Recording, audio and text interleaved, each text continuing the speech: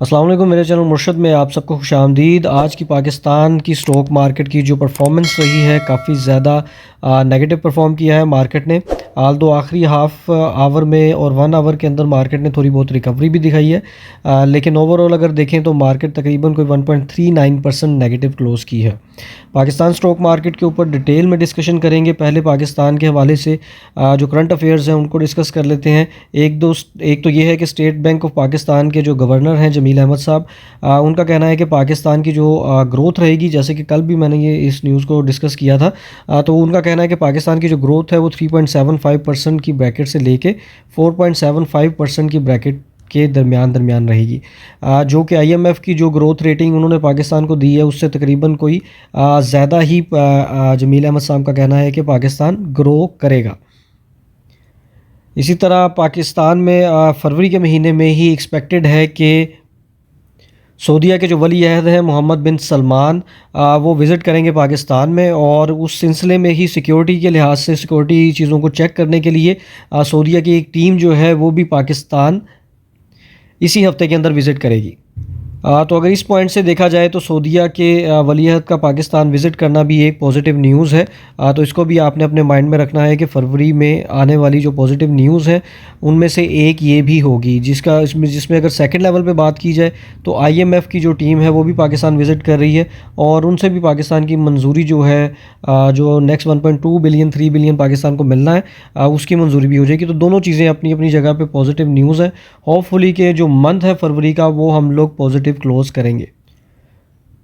आज के दिन अगर बात करें कि मार्केट के अंदर प्रेशर क्यों रहा, तो कुछ एक बलूचिस्तान के अंदर जो मामला चल रहे हैं सिक्योरिटी कंसर्न्स के हवाले से, एक तो वो प्रेशर भी अपनी जगह पे था। सेकेंडली जो अनाउंसमेंट्स आ रही हैं, ख़ास तौर पे एंग्रो फर्टिलाइज़र की जो अनाउंसमेंट आई है वो काफ़ी ज़्यादा मतलब जो इन्वेस्टर्स हैं वो एक्सपेक्ट कर रहे थे कि थोड़ी इससे बेहतर अनाउंसमेंट हो सकती थी, तो उनकी एज़ पर उनकी एक्सपेक्टेशंस के अनाउंसमेंट नहीं आई, जिसका प्रेशर मार्केट ने लिया। और आपने देखा भी कि आज इसके अंदर एक अच्छी खासी डिप भी आई एंग्रो फर्टिलाइज़र में, और उसी को चलते चलते पाकिस्तान स्टॉक मार्केट के अंदर भी अच्छी खासी डिप देखने में मिली है। एंग्रो फर्टिलाइज़र को हम फर्दर डिस्कस करेंगे। पहले स्टॉक मार्केट के जो इंडेक्स हैं उनके ऊपर डिटेल में डिस्कशन करते हैं, और फिर ओवरऑल एंग्रो फर्टिलाइज़र को भी हम स्टडी करेंगे कि पिछले 1 साल 5 साल की परफॉर्मेंस कैसी रही है उनके। जी, पाकिस्तान स्टॉक मार्केट की आज की जो क्लोजिंग रही है वो 2537 पॉइंट की नेगेटिविटी के साथ 180,512 पे हुई है। येस्टरडे मैंने आपसे एक बात कही थी कि मार्केट की जो रेजिस्टेंस लेवल है वो 183 की है। ये पॉइंट नोट करने वाला है कि यहाँ से मार्केट ऊपर जाती है लेकिन इसको क्रॉस नहीं कर पा रही, अगर करती भी है तो सस्टेन नहीं कर पा रही। वही कल वाले सिनेरियो में भी हुआ था कि मार्केट जो है 183,049 के लेवल पे क्लोज़ हुई थी। और कल एक चीज़ और भी डिस्कस हुई थी कि अगर 182 के का लेवल दोबारा टूटता है तो हमें हो सकता है कि 179 का जो लेवल है वो देखने को मिले। तो वो आज आपने मार्केट में ऑब्ज़र्व भी कर लिया है कि आज का जो लो बना हुआ है वो तकरीबन 179 के पास पास बना है। आज के दिन स्टॉक मार्केट ने जो लो बनाया है वो 178,725 पॉइंट्स का बनाया है। इसी तरह अगर हाई देखें तो 182,757 पॉइंट्स का हाई मार्केट ने आज के दिन में बनाया है। तो परफॉर्मेंस की बात करें तो ये जी सारा दिन का जो ग्राफ है वो कंटिन्यूसली मार्केट नेगेटिव ही रही है, लेकिन आखिरी जो समझ लें कि 1 घंटा था उसके अंदर मार्केट ने रिकवर करना शुरू किया है। तकरीबन 2:30 बजे से 3:30 बजे के दरमियान जाके मार्केट रिकवर किया है, और अच्छी जो पॉजिटिव यहाँ पे चीज़ ये है कि मार्केट ने अपना 180 का लेवल जो है वो सिक्योर किया है, और हो सकता है कि कल के दिन में हमें दोबारा 182 या एटलीस्ट 181 का लेवल देखने को मिल सकता है। एज़ पर मार्केट के जो टेक्निकल चार्ट्स हैं उनके मुताबिक उनको भी डिस्कस करेंगे, लेकिन उसके साथ साथ जो फंडामेंटल हैं वो भी ज़रूरी हैं कि आपने फंडामेंटल न्यूज़ और करंट अफेयर्स को भी साथ लिंक रखना है मार्केट के, ताकि आपकी जो ऑब्ज़र्वेशन है मार्केट के हवाले से वो ज़्यादा से ज़्यादा ऑथेंटिक रहे। जी, KSE 100 की परफॉर्मेंस तो हमारे सामने है। KSE 100 में जो नेगेटिविटी आई परसेंटेज वाइज वो 1.39% की थी। KMI 30 की बात करें तो KMI 30 में नेगेटिविटी थोड़ी सी परसेंटेज वाइज ज़्यादा है, 1.65% KMI 30 ने लूज़ किए हैं आज के दिन में। इसी तरह बात करें अगर हम KSE 30 की, तो KSE 30 में भी 1.3938% नेगेटिव रही है, तकरीबन KSE 100 के पास पास ही इसने भी क्लोज़ किया है। इसी तरह अगर हम KMI ऑल शेयर की बात करें तो KMI ऑल शेयर में भी 1.31% नेगेटिविटी रही है। पाकिस्तान स्टॉक एक्सचेंज डिविडेंड 20 की बात करें तो वो भी इतना ज़्यादा लूज़ नहीं किया उसने, in comparison to KMI 30 1.28% negative रहा है। तो सबसे ज़्यादा जो नेगेटिविटी आई है इंडेक्स वाइज वो इस टाइम पे बड़े इंडेक्स की बात कर रहा हूँ, वो KMI 30 में आई है, 1.65% की नेगेटिविटी रही है। इसी तरह ये जो डिप आई है मार्केट में, उससे जो एनुअलाइज्ड रिटर्न्स हैं ऑब्वियसली उनके अंदर भी डिफरेंस आता है। तो जो रिटर्न है 1 साल का वो 60% पे है, और एयरटेल डेट में जनवरी से लेकर अभी तक 3.7% का रिटर्न आ चुका है। अब बात करते हैं जी पाकिस्तान के जो टॉप परफॉर्मर्स हैं, टॉप 10 जो स्टॉक्स हैं बाय वॉल्यूम, उनकी परफॉर्मेंस कैसे रही है। पहले नंबर पे, क्योंकि पूरी मार्केट ऑब्वियसली प्रेशर में थी, तो जो शेयर्स भी हैं उसी तरह ही मूव करते हैं। पहले नंबर पे के इलेक्ट्रिक है वॉल्यूम वाइज, 176 मिलियन का वॉल्यूम आज के दिन रहा इसमें, और जो नेगेटिविटी रही वो 4.42% नेगेटिव क्लोज़ किया है के इलेक्ट्रिक ने। और जिस तरह मैं हमेशा एक चीज़ बताता हूँ कि अगर तो मैं अपनी पर्सनल इन्वेस्टमेंट इसके अंदर प्लेस करूँगा महाना के लिहाज से, तो मैं इसके अंदर 1 से 2% इन्वेस्टमेंट प्लेस कर सकता हूँ लॉन्ग रन के लिए, 10 से 15 साल के लिए। ये मेरी पर्सनल ऑब्जर्वेशन है। सेकंड नंबर पे सिनर्जी आता है जी, 8 रुपये से नीचे आ चुका है, क्योंकि मार्केट के अंदर प्रेशर है तो ओबियसली इसके ऊपर भी प्रेशर आएगा ही। फिर आ जाता है जी एमटेक्स, जो येस्टरडे अपर लॉक था, आज के दिन उसने जो नेगेटिव क्लोज़ किया है, नॉन कंप्लाइंट शेयर है, और 0.64 नेगेटिव क्लोज़ किया है इसने कल के पॉइंट से। चौथे नंबर पे PIBTL है, मार्केट के नेगेटिव होने के बावजूद भी इसने पॉजिटिव ही क्लोज़ किया है। आज के दिन की क्लोजिंग की बात करें तो 2% क्लोज़ रहा है, 19.39 पे क्लोजिंग रही है, वॉल्यूम 31 मिलियन रहे हैं, और 1 ईयर के चेंज की बात करें तो 141% का चेंज आया है। इसी तरह अगर हम 5 ईयर के ग्राफ की बात करें तो 5 ईयर में 12 से मूव करता हुआ 19 पे इस वक्त स्टैंड कर रहा है। बहुत अच्छी परफॉर्मेंस इसको नहीं करेंगे, लेकिन अगर इन बिटवीन लो की बात करें तो 3.75 पे अगर किसी की बाइंग है, समझ लें किसी ने 2.5 साल की रिटर्न्स देखें तो फिर रिटर्न्स थोड़े से इंप्रेसिव बनते हैं, 500-550% रिटर्न गेन हो गया है। लेकिन 5 साल की एवरेज आउट करें तो कोई बहुत अच्छा रिटर्न नहीं है। कंपनी की फ्लोटिंग की बात करें तो फ्री फ्लोट में है 45% शेयर्स, और इसी तरह अगर अर्निंग पर शेयर की बात करें तो कोई बहुत अच्छी इंप्रेसिव अर्निंग्स नहीं है। इन कंपैरिजन अगर हम देखें तो ये लॉस में ही है। जो 2022 का साल था जी वो भी नेगेटिव था, 23 में थोड़ी बहुत और नेगेटिविटी आई, और इसी तरह जो 2024 है उसमें अर्निंग पर शेयर आई थी वो भी 0.99 की, और 2025 की बात करें तो वो भी नेगेटिव क्लोज़ किया है। सेल्स के नंबर की बात करें तो 2022 से 2020 में जो नंबर्स हैं उसमें कमी हुई है, और 2024 में नंबर्स भरे हैं, और 2025 में फिर नंबर्स में कमी वाक़या हुई है। इसी तरह पे आउट की बात करें तो ओबियसली कंपनी ने पे आउट नहीं दिया होगा। तो इन्वेस्टमेंट पॉइंट ऑफ व्यू से जो हमारे 3 रूल्स हैं बेसिक, एक तो आपने हिस्ट्री चेक करनी है, हिस्ट्री बहुत अच्छी कोई नहीं है कंपनी की, अभी तक के जो ग्राफ हमने चेक किया है 5 सालों के रिटर्न्स के हवाले से, और अगर हम EPS चेक करें तो वो भी EPS भी उस फॉर्मूले के मुताबिक नहीं आती कि EPS ग्रोथ भी आई हो, और इसी तरह डिविडेंड की बात करें तो कंपनी ने डिविडेंड भी नहीं दिए। तो उस हिसाब से हमारे अगर हमने इन्वेस्टमेंट करनी है एज़ पर फंडामेंटल तो वो हमें समझ में नहीं आता, लेकिन इन अ लॉन्गर सेंस कंपनी एक बड़ी एंटिटी है पाकिस्तान की। तो अगर मैं पर्सनली लेवल के ऊपर इसके अंदर कोई इन्वेस्टमेंट प्लेस करूँगा तो मैं करूँगा तकरीबन कोई 0.5% के राउंड अबाउट, या 0.4%, और वो भी तकरीबन 10 से 12 सालों के माइंडसेट को रखते हुए। क्योंकि PIBTL से अगर मैं किसी बेटर ऑप्शंस मुझे लगती है तो सिनर्जी लगती है। आज उसके बाद FNEL है, जब से इसकी जो प्राइस है वो डाउन हुई है, ये टॉप 10 के अंदर आपको डेली बेसिस पे नज़र आ रहा है। फेस वैल्यू रिसेंटली इन्होंने अपनी 10 से गिरा कर 1 रुपये पे ले आए हैं, तो ऑब्वियसली उसी हिसाब से इनकी प्राइस भी अब बनती है। और आज जो ट्रेडिंग की है 1.5 पे क्लोज़ किया है, और 30 मिलियन का वॉल्यूम इसमें रहा है। उसके बाद आता है जी WTL टॉप परफॉर्मर में डेली बेसिस पे मैं एक ही चीज़ इसके बारे में कहता हूँ कि आपको ये टॉप 10, टॉप 20 या टॉप 30 के अंदर नज़र आएगा, और एक बड़ी कंपनी है पाकिस्तान की इस लिहाज से कि ये इसमें डेली बेसिस पे अगर आप वॉल्यूम्स देखें वो भी लगते हैं, और टेक्नोलॉजी सेक्टर में सबसे छोटे शेयर आप इन टर्म्स ऑफ प्राइस देखें तो वो भी WTL ही है। जी उसके बाद आती है Engro polymer and chemical limited, और आज के दिन भी जी इसमें तकरीबन जो इंक्रीज़ आया है वो 6.04% का है। येस्टरडे भी हमने इसको स्टडी किया था तो 10% का तकरीबन इसके अंदर इंक्रीज़ था, और आज के दिन भी 6.0% के इंक्रीज़ के साथ 38.48 पे क्लोज़ किया है इसने। उसके बाद जी नॉन कंप्लाइंट में हैस्कोल है जिसमें आज फिर 4% नेगेटिविटी है। बीको स्टील्स लिमिटेड है जी, जिसके बारे में मैंने पहले भी जिक्र किया था कि परसेंटेज पिछले जो आती है 5 सालों 1 साल का रिटर्न जो है वो तकरीबन 676% के राउंड अबाउट बनता था। अभी दोबारा वेरीफाई करते हैं तो आज की डेट में बनता है 662%। तो 5 सालों की एवरेज देखें तो वो आपके यहाँ से अगर हम 1.93 से वैल्यूएट करें तो इस टाइम पे 6 के राउंड अबाउट है, तो तकरीबन कोई 300% का रिटर्न दे चुका है। लॉन्गर रन के अंदर अगर मैं बीको स्टील के अंदर अपनी इन्वेस्टमेंट प्लेस करूँगा तो मेरी परसेंटेज वाइज वही होता है 0.5 या 0.6% मैं इसके अंदर प्लेसमेंट कर सकता हूँ।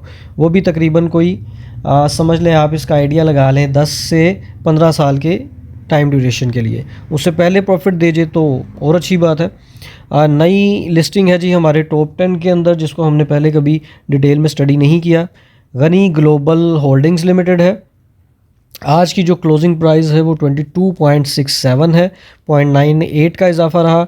1 ईयर का जो चेंज है 63.68% है। वॉल्यूम जो है 18 मिलियन के, और 5 साल की अगर ग्रोथ देखें तो ग्रोथ नहीं है सर जी। ये जो हमारी आलमोस्ट जो पीक प्राइस है वो तकरीबन एक आइडिया लगा लेते हैं तकरीबन कोई 50 के राउंड अबाउट है।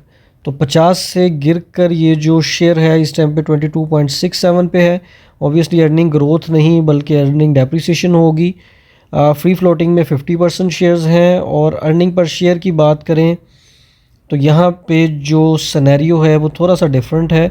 2022.03 अर्निंग थी, सेल्स भरी थी 2023 में, और अर्निंग स्लाइटली भरी है 0.05, और 2024 में सेल्स और भरी हैं और अर्निंग रही है 0.07।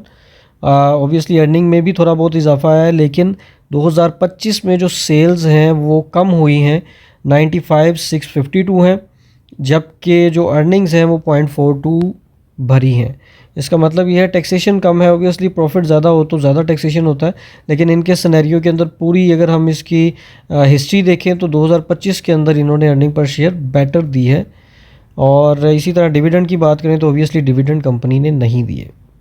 गनी आपके नॉलेज में ही होगा कि पाकिस्तान का एक बड़ा ग्रुप है, तो लॉन्गर रन के अंदर अगर हम इसको देखें तो इसके अंदर बिल्कुल इन्वेस्टमेंट प्लेस की जा सकती है। 5 से 10 साल के अंदर अगर मैं इसमें माइंड रखूं कि मैंने प्लेसमेंट करनी है तो मंथली बेसिस पे अपनी सेविंग में से 0.5 से 0.6% मैं प्लेसमेंट कर सकता हूं इसमें। अपनी फेवरेट लिस्ट के अंदर इसको शामिल नहीं किया जा सकता मेरे मुताबिक।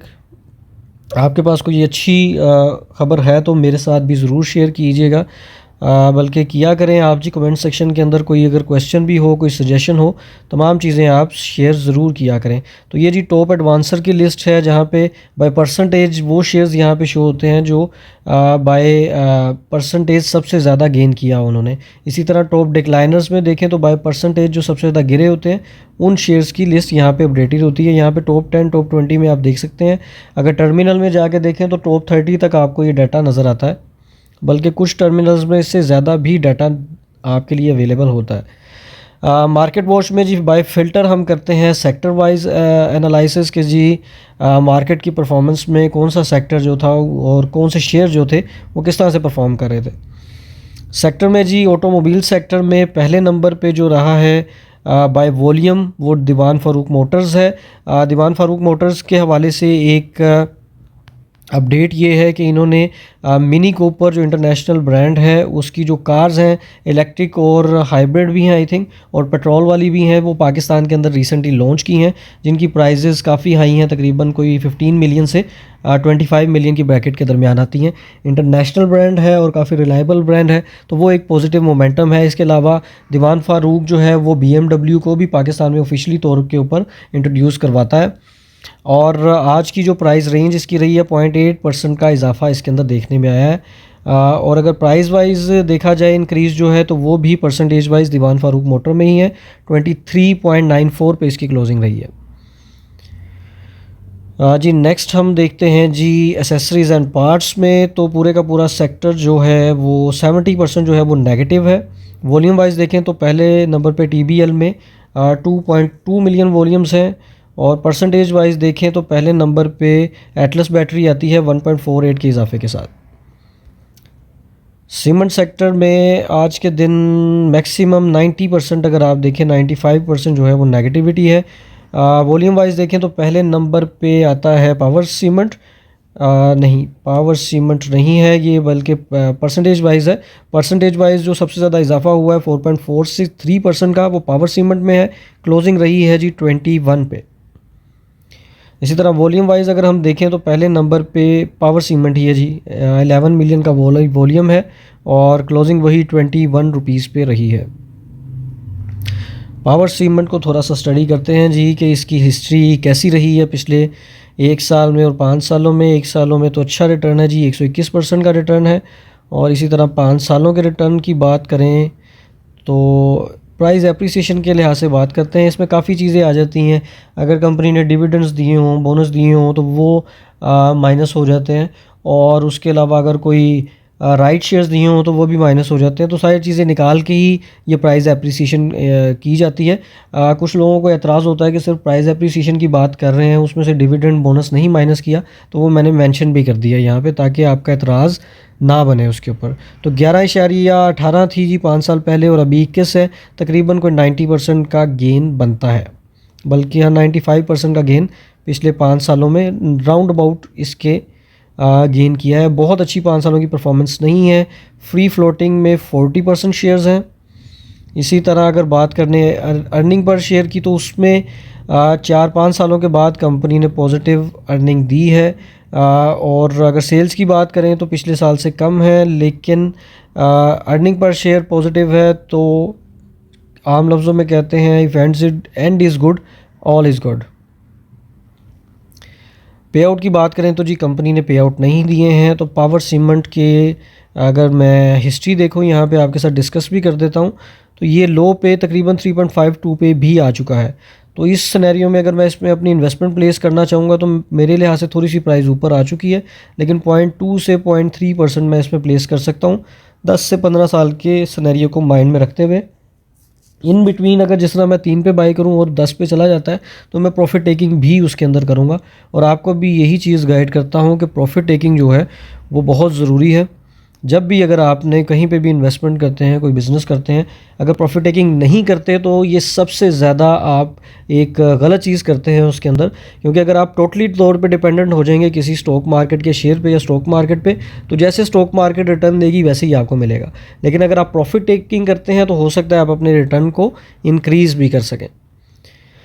वापस चलते हैं जी लिस्ट के अंदर, और अगले सेक्टर की बात करते हैं। सीमेंट सेक्टर के बाद कमर्शियल बैंक्स की। कमर्शियल बैंक्स के अंदर जो वॉल्यूम वाइज पहले नंबर पे है बैंक ऑफ पंजाब है, और पूरे का पूरा ही सेक्टर जो है वो नेगेटिव है जी।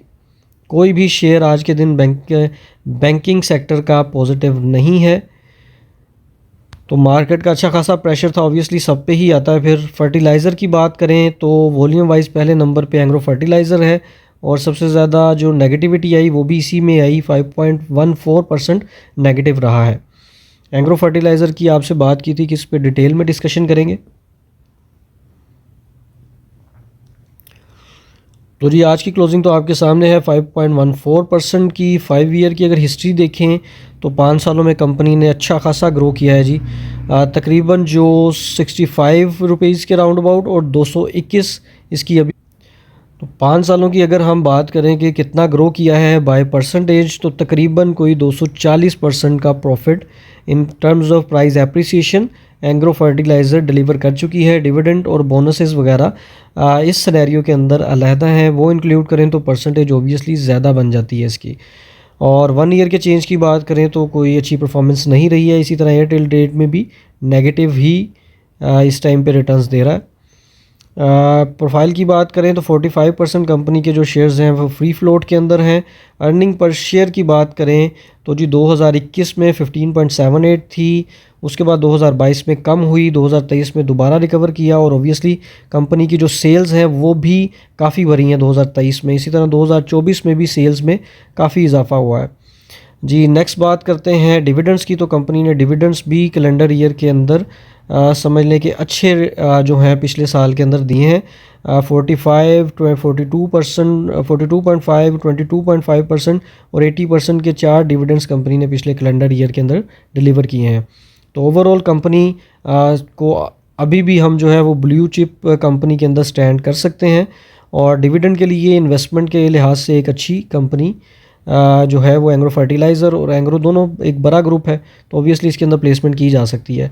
आज की अगर हम जो स्टेटमेंट है इसकी, जो कंपनी ने अपने फाइनेंशियल स्टेटमेंट शेयर की है उसको स्टडी करते हैं। जी ये कंपनी की जो आज की फाइनेंशियल स्टेटमेंट है एंग्रो फर्टिलाइज़र की, तो इसके मुताबिक जो कंपनी ने डिविडेंड दिया है 40% का कंपनी ने डिविडेंड दिया है 4 रुपये पर शेयर के हिसाब से। बोनस की बात की जाए और राइट शेयर की या और भी कोई चीज़, तो वो कंपनी ने नहीं दिए हैं। और अगर हम बात करें कंपनी की स्टेटमेंट की, इसका कंपैरिजन 2024 और 2025 का, तो ये आपके सामने है जी। यहाँ से जी बिल्कुल, तो 2024 की अगर बात की जाए तो 21.16 अर्निंग पर शेयर थी और 2025 की जो रही है वो आपके सामने है 16.95। तो एयर ऑन एयर बेसिस के हिसाब से देखें तो जो अर्निंग है उसमें डिप भी आई है, तो ऑब्वियसली रिटर्न जो है इन कंपैरिजन अच्छा नहीं है, तो उसका इम्पैक्ट जो है वो इन्वेस्टर्स पे आता ही आता है और उसी का प्रेशर जो है एंग्रो फर्टिलाइज़र पे आज सारा दिन देखने के अंदर आया। डिविडेंड आल दो कंपनी ने जो है वो 40% का दिया है, लेकिन इन टर्म्स ऑफ अगर हम अर्निंग पर शेयर के कंपैरिजन करें तो वो कोई मतलब इन कंपैरिजन पिछले साल के, तो इस साल की जो अर्निंग्स हैं वो अच्छी नहीं रही। और अभी क्योंकि पाकिस्तान स्टॉक एक्सचेंज के डाटा पोर्टल पे ये चीज़ अपडेटेड नहीं है, जैसे ही अपडेटेड हो जाएगी तो वहाँ पे भी आपको कंपैरिजन देखने को मिल सकता है। अगर आप वहाँ पे ऑब्वियसली वहाँ पे अवेलेबल नहीं है तो आपने जाना है स्टेटमेंट्स वाले सेक्शन के अंदर पाकिस्तान स्टॉक एक्सचेंज में और वहाँ पे जाके स्टेटमेंट डाउनलोड कर लेनी है और वहाँ से स्टडी कर सकते हैं आप। बहुत ज़्यादा इजी प्रोसीजर है। यहाँ पे भी मैं आपको दिखा सकता हूँ कि यहाँ पे आपने बस किसी भी शेयर का नाम यहाँ पे मेंशन करना है और उसकी मुकम्मल प्रोफाइल ओपन हो जाएगी। जब उसको स्क्रॉल डाउन करेंगे, अनाउंसमेंट्स में जाएंगे, फाइनेंशियल रिजल्ट्स में जाएंगे, यहाँ पे तमाम डाटा अपडेटेड है। यहाँ से आप पुरानी तमाम जितनी भी स्टेटमेंट्स हैं कंपनी की, जो रिज़ल्ट्स कंपनी ने इशू किए हैं या कोई भी इंफॉर्मेशन प्रोवाइड की है मीटिंग के लिहाज से या मटेरियल इन्फॉर्मेशन, वो तमाम डाटा आप यहाँ से सर्च कर सकते हैं। तो जी वापस चलते हैं अपने मेन पोर्टल की तरफ और यहाँ पे फर्टिलाइज़र सेक्टर को हमने देख लिया था। उसके बाद जी देखते हैं अपने oil and gas exploration companies को। तो ये भी सारे का सारा आज नेगेटिव था, बहुत ज़्यादा नेगेटिव क्लोज़ किया है। और जो सबसे ज़्यादा वॉल्यूम आज देखने में आया है वो है जी पाकिस्तान पेट्रोलियम लिमिटेड में 16 मिलियन का वॉल्यूम रहा और सबसे ज़्यादा नेगेटिविटी भी इसी में रही है। 4.52% की नेगेटिविटी के साथ इसने जो क्लोजिंग दी है 237.17 पे क्लोज़ किया है। जी नेक्स्ट में देखते हैं जी oil and gas marketing companies हैं और पूरे का पूरा सेक्टर जो है वो नेगेटिव है। पहले नंबर पे जो सबसे ज़्यादा वॉल्यूम वाइज देखें तो 21.4 मिलियन का वॉल्यूम रहा है इसके अंदर और टॉप 10 लिस्ट के अंदर भी आपको आजकल नज़र आता ही है, बल्कि जिस तरह WTL नज़र आता है इस तरह ये भी आपको टॉप 10, 20, 30 की लिस्ट में कहीं ना कहीं नज़र ज़रूर आता है। रिफाइनरी सेक्टर की बात करते हैं जी। रिफाइनरी सेक्टर भी आज प्रेशर में रहा है, तो ख़ास तौर पे जो एनर्जी सेक्टर में जिन्होंने इन्वेस्टमेंट प्लेस की थी काफ़ी ज़्यादा उनको प्रेशर फील करना पड़ रहा है, काफ़ी दिनों से नेगेटिव भी जा रहा है। तो आज के दिन भी एनर्जी सेक्टर ने नेगेटिव ही क्लोज़ किया है। म्यूचुअल फ़ंड के अंदर जाके जब हम देखेंगे तो ऑब्वियसली इन कंपैरिजन नॉर्मल जो इक्विटी बेस्ड फंड्स हैं उनसे ज़्यादा इसमें नेगेटिविटी आई होगी। तो जी पहले नंबर पे सिनर्जी है जिसके वॉल्यूम जो रहा है वो 52 मिलियन का रहा है और सबसे ज़्यादा नेगेटिव भी परसेंटेज वाइज इसी ने क्लोज़ किया है 3.80% के हिसाब से। और जो करंट इसकी प्राइस है क्लोजिंग वो देखें तो 7.85 बनती है। टेक्नोलॉजी सेक्टर की बात करते हैं तो टेक सेक्टर के अंदर भी 95% नेगेटिविटी ही रही है। जो पहले नंबर पे वॉल्यूम वाइज है वो WTL ही है जिसको हम टॉप 10 के अंदर डिस्कस कर चुके हैं। परसेंटेज वाइज देखें तो जिसमें इजाफा आया है वो नेटसोल में है। नेटसोल की जो अर्निंग्स हैं उसके बारे में मैं पढ़ रहा था कि वो कंपनी ने अच्छे रिजल्ट्स हैं वो दिए हैं और थोड़ा सा नेटसोल को हम स्टडी भी कर लेते हैं यहाँ पे आकर। नेटसोल्जी पाकिस्तान की एक सॉफ्टवेयर हाउस है और बड़ा पुराना नाम भी है पाकिस्तान के टेक्नोलॉजी सेक्टर के अंदर। आज के दिन जो क्लोजिंग रही है वो 4.30% के इजाफे के साथ 128.47 पे क्लोज़ किया है। एक साल का अगर ग्राफ देखें तो जी परफॉर्मेंस कोई ज़्यादा अच्छी नहीं है, बल्कि नेगेटिव ही है। 16.27% नेगेटिव है और एयरटेल डेट में 4.63% है। ऑब्वियसली अब अनाउंसमेंट आ गई है तो कंपनी जो है वो परफॉर्म तो करेगी। 5 सालों का ग्राफ देखें तो जी शेयर काफ़ी नीचे आया हुआ है। ये एग्जैक्ट अगर हमें मिल जाए तो जी 300 रुपये से मूव करता हुआ इस टाइम पे ये 128 पे है। तकरीबन कोई 120-30% की नेगेटिविटी समझ लें कि इसके अंदर आ चुकी है। कंपनी की प्रोफाइल देखें तो फ्री फ्लोट में सिर्फ 30% है और यहाँ पे मैं इसी वक्त थोड़ा बल्कि नहीं अभी डिस्कस कर लेते हैं, फिर एंड में उसका डिस्कशन करता हूँ कि कितने परसेंट मैं इसमें इन्वेस्टमेंट कर सकता हूँ।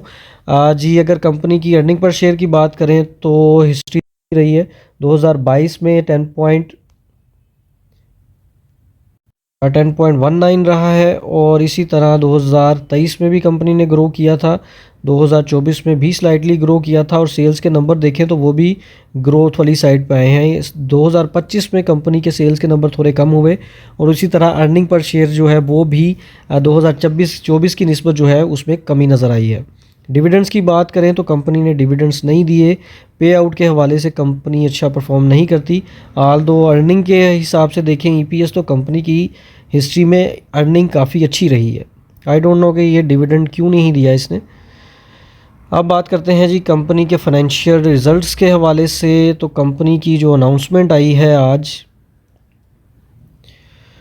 जी ये कंपनी के रिज़ल्ट्स हैं जी। कंपनी ने अपने हाफ़ ईयर रिज़ल्ट्स शेयर किए हैं पाकिस्तान स्टॉक एक्सचेंज पे और क्वार्टरली रिज़ल्ट्स की बात करें तो 2024 की जो अर्निंग थी वो 0.87 नेगेटिव थी। क्वार्टर ऑन क्वार्टर की बात करें तो 7.44 की अर्निंग पर शेयर दी है कंपनी ने। बहुत ही ज़बरदस्त ग्रोथ आई है। और इसी तरह हाफ़ ईयर के रिज़ल्ट की बात करें तो पिछला 0.73 था और 72 था। इसी तरह जो अभी की अर्निंग है वो 8.35 है। तो कंट्रीब्यूशन जो बेसिकली आई है वो आई है क्वार्टर ऑन क्वार्टर बेसिस के ऊपर और half yearly year on year basis की बात करें तो वो भी रिज़ल्ट्स काफ़ी इम्प्रेसिव है। पिछला जो क्वार्टर था ऑब्वियसली वो इतना अच्छा परफॉर्मेंस नहीं थी, आप यहाँ की अर्निंग से देख सकते हैं, क्योंकि ज़्यादा जो कंट्रीब्यूशन है वो सारी की सारी सेकंड क्वार्टर से ही आई है। तो इस क्वार्टर के अंदर तो कंपनी ने जो परफॉर्मेंस दी है वो अच्छी दी है। तो एट द मोमेंट अगर हम देखें तो कंपनी ऑलरेडी पिछले एक साल के अगर रिटर्न देखें तो 16% नेगेटिव भी है थोड़ी बहुत मार्केट में। आज का जो गेन देखें 4.3% है वो भी आ चुका है। तो यहाँ पे अगर एट मोमेंट अगर मैं इसमें इन्वेस्टमेंट करना चाहूँ तो क्वार्टर के रिज़ल्ट से तो ग्रोथ नज़र आ रही है कंपनी की, तो थोड़ी बहुत इन्वेस्टमेंट इसके अंदर तकरीबन 4% 3 से 4% मैं कर सकता हूँ शॉर्ट पीरियड ऑफ टाइम के लिए, क्योंकि यहाँ से मुझे इसकी ग्रोथ पर्सनल लेवल के ऊपर जो नज़र आ रही है वो तकरीबन 150 से 160 के दरमियान ये टच कर सकता है, लेकिन नीचे वाले लेवल पे 122 के लेवल को भी शेयर हो सकता है कि टच करे। और ये दोबारा मैं आपको बता दूं ये टिप नहीं है, ये मेरी ऑब्जर्वेशन है। आपने कोई भी इन्वेस्टमेंट प्लेस करनी है तो आपने उसके ऊपर कंप्लीट स्टडी करना ज़रूरी है। हाँ जी, नेक्स्ट अब हम चलते हैं जी पाकिस्तान स्टॉक मार्केट के टेक्निकल्स की तरफ और वहाँ देखते हैं कि सिचुएशन मार्केट के अंदर आज कैसी रही। तो जी ये मार्केट की आज जो परफॉर्मेंस है आपके सामने है। थोड़ा सा इसको जूम इन कर दूं मैं।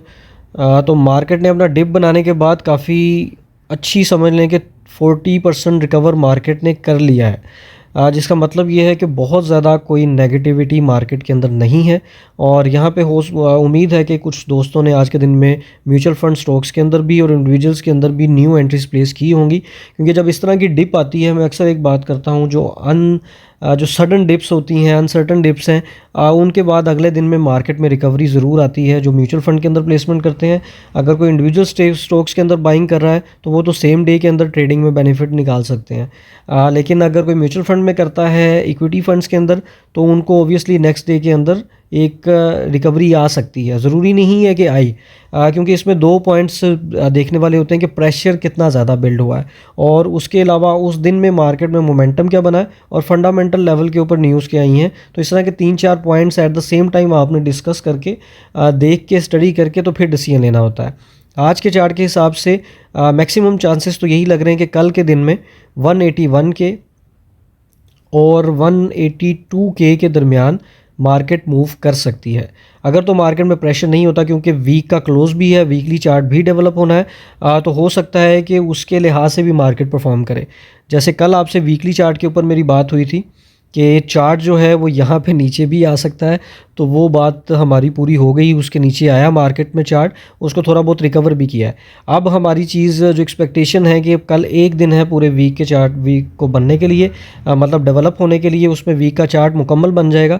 तो अगर तो मार्केट यहाँ तक आती है रिकवर करते हुए, 182 के पास भी आती है या 183 के पास, अगर 183 के पास आती है तो मार्केट बहुत ज़्यादा बुलिश हो सकती है अगले आने वीक के लिए।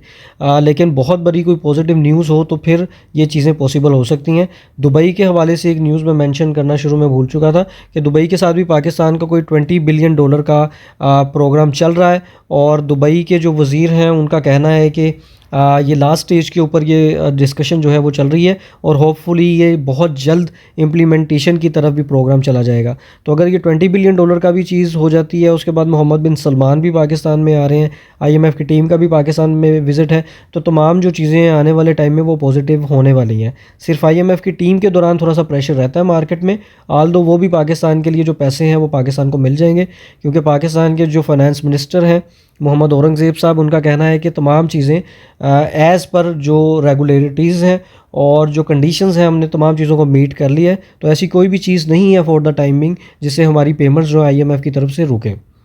तो यहाँ पे ये न्यूज़ डिस्कस करने का मकसद भी यही है कि आपको बताया जाए कि मार्केट किन फंडामेंटल लेवल के ऊपर मूव करती है।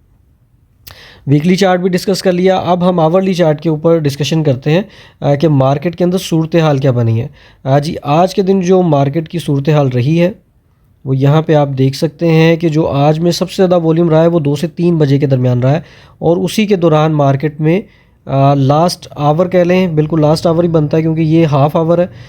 2 से 3 बजे के दरमियान यहाँ पे मार्केट में रिकवरी मैक्सिमम आई है, और बाइंग भी आज के दिन में मैक्सिमम जो है इसी के अंदर हुई है।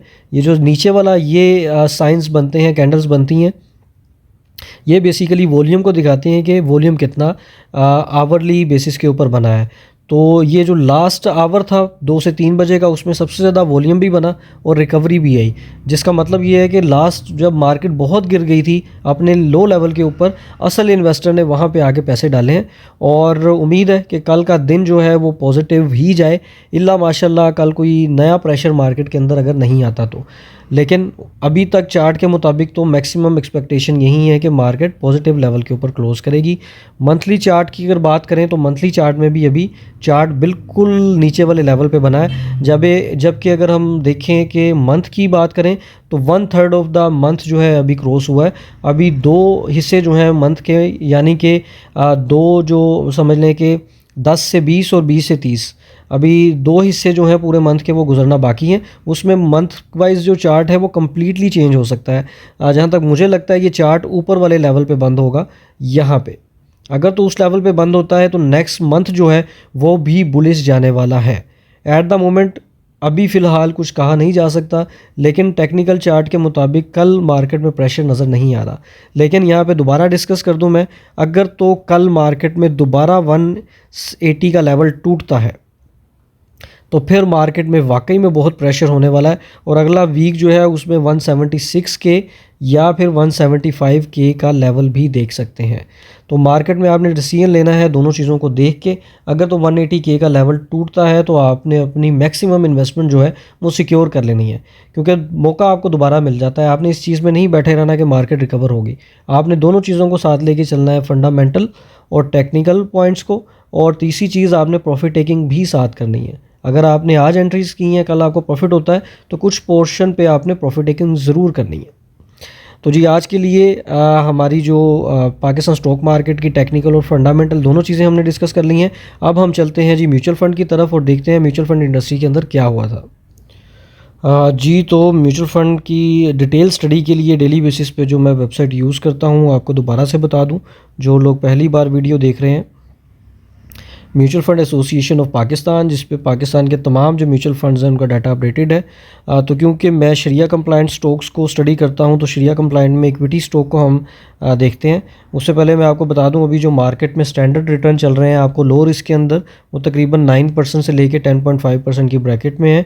किसी भी कंपनी को सिलेक्ट करें वो मैटर नहीं करता, बस मैटर ये करता है कि आपने स्टॉक फंड्स के अंदर टाइमली कन्वर्जन्स करके कैसे अपने रिटर्न्स को, सालाना रिटर्न्स को बेहतर बनाना है, और वो किस तरह करने हैं वो आपने टेक्निकल और फंडामेंटल दोनों चीज़ों को स्टडी करके फिर फैसला लेना है। आज के दिन देखें तो मार्केट ऑब्वियसली प्रेशर में थी, तो फंड्स जो हैं इक्विटी बेस वो भी प्रेशर में होंगे, और इसमें दो बेसिक कैटेगरीज आ जाती हैं, एनर्जी है और नॉर्मल इक्विटी फंड्स हैं। और इसका एक मैं आपको एनर्जी फ़ंड के बारे में तो बता चुका हूँ, नॉर्मल जो इक्विटी फंड्स होते हैं उनका भी बता देता हूँ कि पूरी जो पाकिस्तान स्टॉक मार्केट के सेक्टर्स हैं उनमें से जो टॉप शेयर्स हैं उनको मिला के एक फ़ंड बनाया जाता है जिसको हम इक्विटी फ़ंड कहते हैं। और उसके अंदर एक फ़ंड के भी, एक जो सेक्टर है उसके भी मैक्सिमम शेयर्स हो सकते हैं। ज़रूरी नहीं है कि आपने हर फंड से, हर सेक्टर से एक शेयर उठाना ही है। आपने टॉप शेयर्स उसमें कलेक्ट किए जाते हैं और उस पर एक फ़ंड बनाया जाता है। जबकि एनर्जी सेक्टर के मामले में अगर हम देखें तो एनर्जी सेक्टर डिफरेंटली प्ले करता है। ये सिर्फ एक सेक्टर पे बेस होता है जिसमें एनर्जी के रेलेवेंट कंपनीज जो मौजूद होती हैं।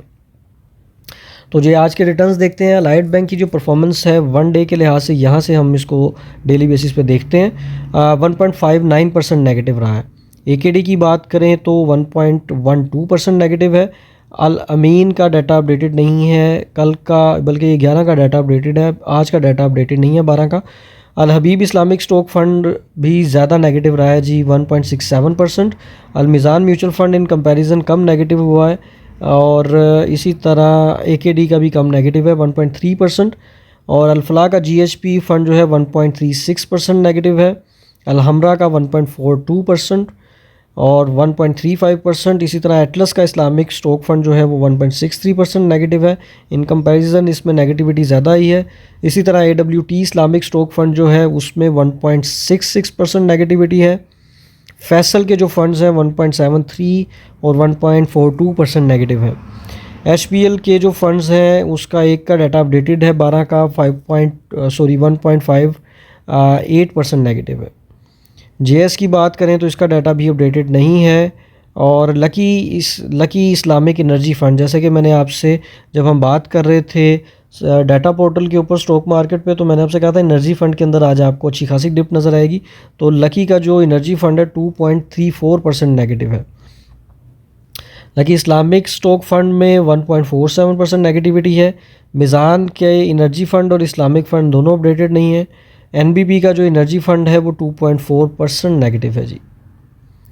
तकरीबन ये, हाँ जी, सबसे ज़्यादा नेगेटिव आज नेशनल बैंक का जो NBP का एनर्जी फ़ंड है वो नेगेटिव है। उसके बाद NBP का दूसरा स्टॉक फंड जो है वो 1.57% नेगेटिव है। NIT का डाटा अपडेटेड नहीं है आज का। पाक कतर का जो इस्लामिक स्टॉक फंड है 1.49% नेगेटिव है। तो जी ये डाटा आपके सामने है चीज़ों के लिहाज से अगर देखें तो पाकिस्तान स्टॉक मार्केट में जिस तरह से मैंने आपसे जिक्र भी किया था कि म्यूचुअल फ़ंड के अंदर आज थोड़ी बहुत एंट्री का टाइम नज़र आता था। होपफुली आप लोगों ने एंट्री की होगी, और इस तरह के सिनेरियो में ज़्यादा एंट्री करना मुनासिब नहीं है। सिर्फ एंट्री करें भी तो 10-15% जो है वो काफ़ी है एंट्री के लिए। आपका बेसिक मकसद ये नहीं है कि आपने अगले दिन में ही सारा रिटर्न बना लेना है, कोई 5-6-7% रिटर्न बना लेंगे, ऐसा नहीं है। आपने अपने साल के 1 ईयर के जो रिटर्न्स हैं उनको बेटर करना है। उसका मैकेनिज़्म वही है जो मैंने आपके साथ डिस्कस किया है कि लो रिस्क के फंड्स के अंदर अपनी प्लेसमेंट्स रखें, और जब कभी स्टॉक फंड के अंदर कोई अपॉर्चुनिटी आए तो उसके अंदर आप अपनी प्लेसमेंट डाल दें। अब प्लेसमेंट किस तरह से डालनी है, जितना आप रिस्क बियर कर सकते हैं उस हिसाब से अपने अपने पैसे जो हैं वो आपने इक्विटी फ़ंड के अंदर प्लेस कर लेने हैं।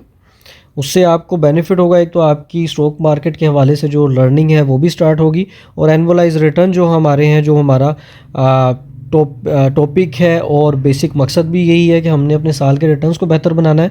फॉर एग्जांपल अभी जो रिटर्न्स चल रहे हैं लो रिस्क के अंदर, अगर आपको 9% मिल रहा है तो वहाँ से अगर आप पूरे साल के अंदर 9% ही जनरेट कर लें तो आपके साल के रिटर्न्स जो है वो 18% तक चले जाते हैं। आप स्टैंडर्ड पे जो मार्केट के रिटर्न्स चल रहे हैं 9 से 10% की ब्रैकेट में, आप उसको अच्छे खासे 100% मार्जिन से बीट कर जाते हैं।